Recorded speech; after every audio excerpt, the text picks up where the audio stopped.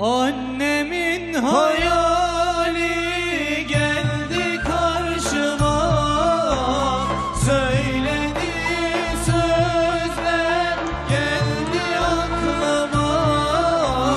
Giydiği gömleği aldım koynuma, özledim annem, doymadım sana.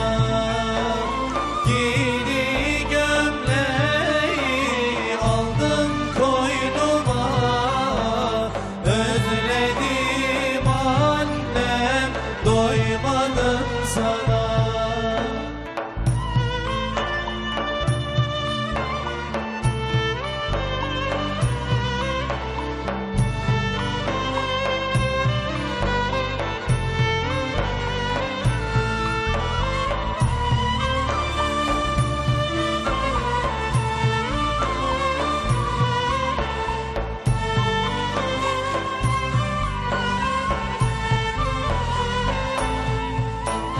Yavrum canım diyerek büyüttün beni, ninniler söyleyip uyuttun beni.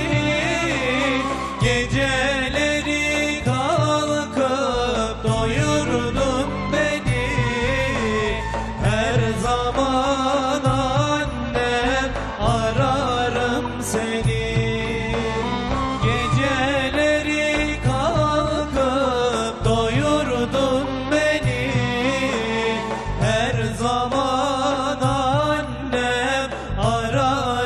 Seni. Annelerin hakkı çoktur ödenmez, sayfalarca yazsam yine tükenmez. Annem ölse bile ismi silinmez, her zaman annem ararım seni. Annem ölse bile ismi silinmez, her zaman annem ararım seni. Annem ölse bile ismi silinmez, her zaman annem ararım seni.